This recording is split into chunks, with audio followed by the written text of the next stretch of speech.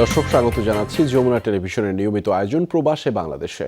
বিশ্বের বিভিন্ন প্রান্তে থাকা প্রবাসীদের খবরাখবর নিয়ে আপনাদের সাথে আছি আমি আহমেদ রেজা। ইতালিতে প্রবাসীদের আয়োজনে আয়োজিত হয়েছে ভ্রাম্যমাণ কনসুলেট সেবা। উত্তরাঞ্চলীয় ভিচেন্সা শহরে 2 দিন ব্যাপী সেবার আয়োজন করে বাংলাদেশ কনসুলেট অফিস মিলান। এর আওতায় পাসপোর্ট নবায়ন, no visa, marriage certificate, family certificate, প্রবাসী মন্ত্রণালয়ের ওয়েজ আর্নার্স বোর্ডের মেম্বারশিপ সহ নানা সুবিধাগুলো গ্রহণ করেন বাংলাদেশিরা। উৎসবমুখর পরিবেশে এই আয়োজনে অংশ নেন 2000-এর বেশি প্রবাসী। অন্যান্য শহর থেকেও সেবা গ্রহণে হাজির হন তারা। কনসুলেট কর্তৃপক্ষের এই আয়োজনে সন্তোষ প্রকাশ করেছেন বাংলাদেশিরা। ভবিষ্যতেও এমন উদ্যোগ অব্যাহত রাখার আশ্বাস আয়োজকদের। কনসুলেট সেবায় উপস্থিত ছিলেন মিলান কনসুলেটের কনসাল জেনারেল MJH জাভেদ, শ্রম consul Sabbir Ahmed, vice consul Mohammad Tajul Islam. এছাড়া বাংলাদেশ কমিউনিটির পক্ষে ছিলেন ইমদাদুর রহমান ইমদাদ, আফেল আহমেদ, আপেল, তারেক আহমেদ, শিবলি সাদিক সহ আরও অনেকেই। সৌদি আরবের রিয়াদে 52তম বিজয় দিবস উপলক্ষে অনুষ্ঠিত হয়েছে আলোচনা সভা ও সাংস্কৃতিক অনুষ্ঠান। মেডিনোভা মেডিকেল সেন্টারের উদ্যোগে এই আয়োজনে অংশ নেন অসংখ্য প্রবাসী বাংলাদেশি। এদিন মুক্তিযুদ্ধ এবং স্বাধীনতার ইতিহাস নিয়ে আলোচনা করেন বক্তারা। পরে শিল্পীদের অংশগ্রহণে অনুষ্ঠিত হয় সাংস্কৃতিক সন্ধ্যা। শওকত আজিম লিটনের সঞ্চালনায় এতে সভাপতিত্ব করেন প্রতিষ্ঠানের চেয়ারম্যান HM কেফায়েতুল্লাহ। বিশেষ অতিথি ছিলেন শহীদুল ইসলাম তালুকদার। এদিন প্রতিষ্ঠানের পক্ষ থেকে তাকে বিশেষ সম্মাননা প্রদান করা হয়। এছাড়া প্রধান বক্তা ছিলেন প্রতিষ্ঠানের MD নুরুল আলম হাওলাদার। আরও উপস্থিত ছিলেন কারি আব্দুল হাকিম, সেলিম উদ্দিন, সোহরাব হোসেন লিটন, ফয়সাল সহ অনেক প্রবাসীরা। বিশ্বজুড়ে পালিত হচ্ছে খ্রিস্ট ধর্মের সবচেয়ে বড় ধর্মীয় উৎসব বড়দিন। মধ্যরাত থেকেই শুরু হয় উদযাপন। গির্জায় গির্জায় হয় বিশেষ প্রার্থনা। রীতি অনুযায়ী দিনের প্রথম প্রহরে বড়দিনের মূল আয়োজনের সূচনা হয় যিশুর জন্মস্থান বেথলেহেম থেকে। নেটিভিটে চার্চের ল্যাটিন ধর্মগুরু পিয়ের বাতিস্তা পিজ্জাবেলার নেতৃত্বে হয় বিশেষ প্রার্থনা। ভ্যাটিকান প্রাঙ্গণে ক্রিসমাসের বড় আয়োজন ছিল সেন্ট পিটার্স ব্যাসিলিকায়। ধর্মীয় আচার অনুষ্ঠানের মাধ্যমে প্রার্থনা শুরু করেন খ্রিস্টানদের সর্বোচ্চ ধর্মীয় গুরু পোপ ফ্রান্সিস। এর আগে সেন্ট পিটার্স স্কোয়ারে পোপের ধর্মীয় আয়োজনে যোগ দেন বিশ্বের বিভিন্ন দেশের মানুষ। যুদ্ধ শেষ ও বিশ্ব শান্তি কামনা করেন পোপ। এছাড়াও ইউরোপ, আমেরিকা সহ বিশ্বের বিভিন্ন প্রান্তে ক্রিসমাস উদযাপনে চলছে নানা আয়োজন। আজ আমাদের হৃদয় পড়ে রয়েছে বেথলেহেমে। নিরর্থক সংঘাতের কারণে অগ্রাহ্য করা হচ্ছে যিশুকে। যুদ্ধের কারণে বিনষ্ট হচ্ছে সেখানকার শান্তি। ঈশ্বরের কাছে আমাদের প্রার্থনা, সেখানে দ্রুত শান্তি ফিরে আসুক। মালয়েশিয়ায় যথাযথ আচার মেনে এবং উৎসবের মধ্য দিয়ে পালিত হলো খ্রিস্টানদের সবচেয়ে বড় ধর্মীয় উৎসব বড়দিন। সব ধর্মের মানুষের মধ্যে সাম্প্রদায়িক সম্প্রীতি, পারস্পরিক ভালোবাসা অটুট রাখার বার্তা দেশটির নেতাদের। বড়দিনের ঘিরে পুরো মালয়েশিয়া উৎসব মুখর ও বর্ণিল আয়োজনে সেজেছে। আলোকসজ্জায় সজ্জিত হয়েছে বিভিন্ন প্রতিষ্ঠান ও আবাসিক ভবন।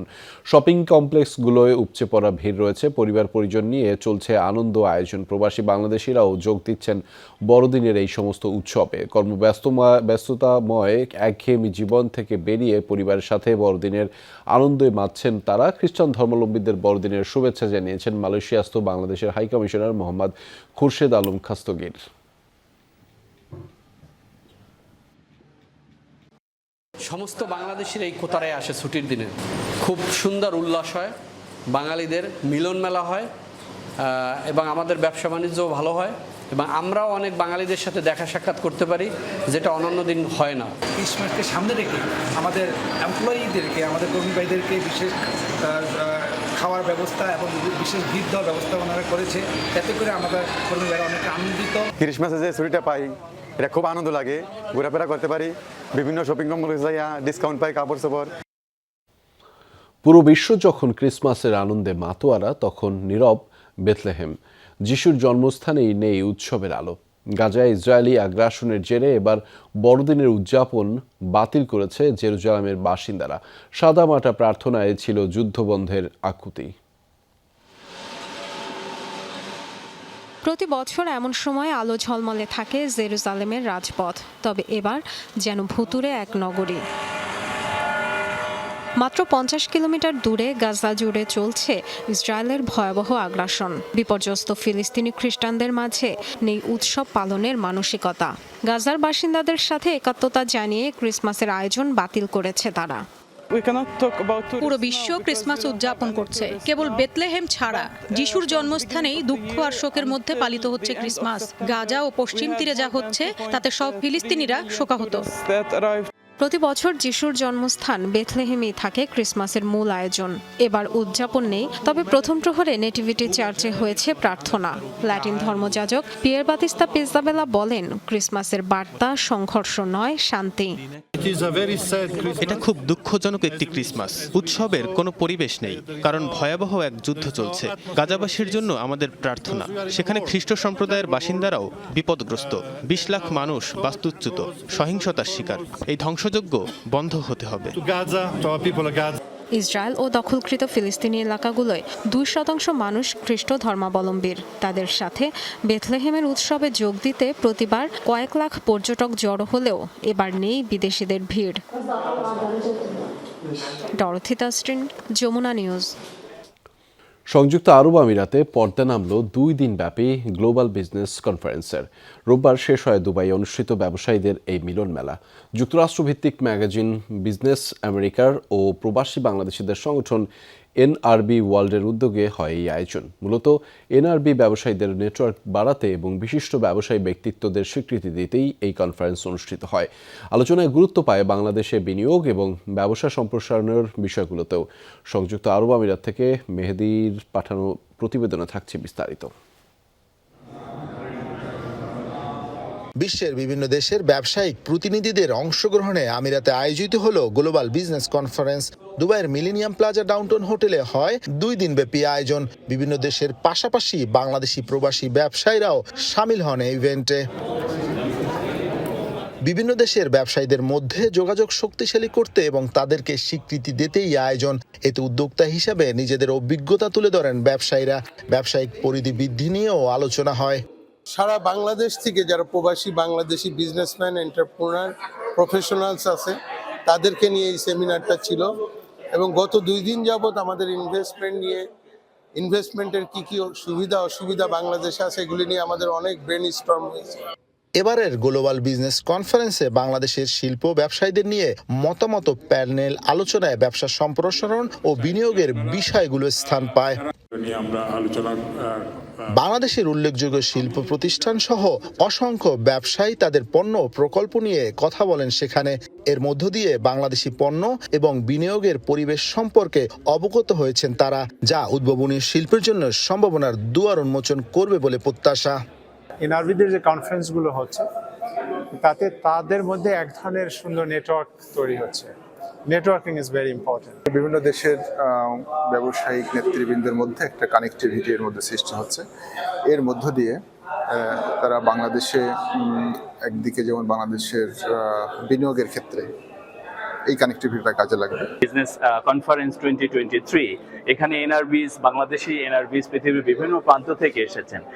ওনাদের সাথে এই নেটওয়ার্কিং এ পার্টিসিপেট করতে পেরে দুবাই বা ইউএই তে বেসড আমাদের যারা বাংলাদেশি এন্টারপ্রেনার রয়েছেন, যারা ভালো করার চেষ্টা করছেন, ব্যবসা করছেন, তাদের কিন্তু নেটওয়ার্কিং এর যে হরাইজন সেটা এক্সপান্ডেড হবে। গ্লোবাল বিজনেস কনফারেন্সে 2023-এর এবারের আসরে বাংলাদেশ ছাড়াও অংশ নেয় আর্জেন্টিনা, অস্ট্রেলিয়া, কানাডা, চীন, ফ্রান্স, জার্মানি, সৌদি আরব, সিঙ্গাপুর ও যুক্তরাষ্ট্র সহ 18টি দেশের ব্যবসায়িক নেতারা। মেহেদি রুবেল, যমুনা নিউজ, সংযুক্ত আরব আমিরাত।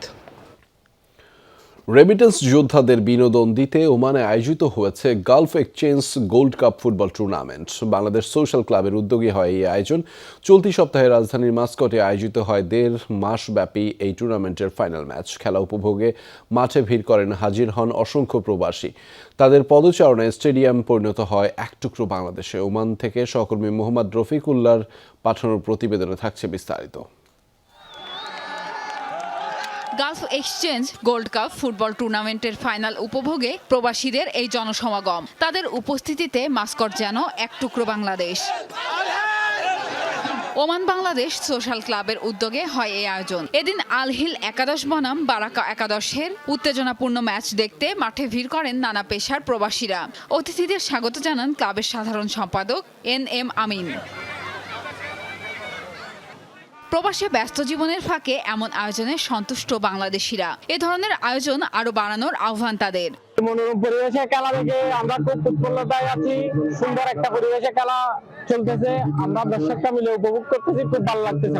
আমাদের এই সুযোগ হয় না একসাথে হওয়ার, সবার সাথে দেখা হয়, খুবই আনন্দিত আমরা। আর ছোট সোশ্যাল ক্লাবকে আমরা ধন্যবাদ জানাই যে এরকম আয়োজন করার জন্য। ভবিষ্যতেও যাতে এরকম আরো আয়োজন অব্যাহত থাকে। আয়োজকরা জানান কর্মব্যস্ত প্রবাসীদের নিছক বিনোদন দিতেই এমন আয়োজন। ভবিষ্যতেও এ উদ্যোগ থাকবে অব্যাহত। আমাদের ছেলেদেরকে সবাইকে এক জায়গায় করা, খেলাধুলার সাথে সম্পৃক্ত রাখা, কমিউনিটির লোকজন সবাইকে এক জায়গায় আসলে সবার দেখা সাক্ষাৎ হয়, একটা উৎসব মুখর পরিবেশ হয়। বরকার প্লেয়াররা খুব সুন্দর খেলেছেন। আমি আমাদের প্লেয়ারদেরকে সবাইকে আমার অন্তরস্থল থেকে, আমার কোম্পানির পক্ষ থেকে আমি ধন্যবাদ জানাচ্ছি। এদিন খেলায় নির্দিষ্ট সময়ে 2 দল গোলশূন্য থাকায় ম্যাচ গড়ায় অতিরিক্ত সময়ে। পরে টাইব্রেকারে 2 গোলে জয়ী হয় বারাকা একাদশ। ক্লাবের পক্ষ থেকে বিজয়ীদের হাতে ট্রফি তুলে দেন অতিথিরা। প্রিয়াঙ্কা চক্রবর্তী, যমুনা নিউজ। দর্শক, এই ছিল প্রবাসে বাংলাদেশের আয়োজনে। এতক্ষণ সাথে থাকার জন্য সবাইকে ধন্যবাদ।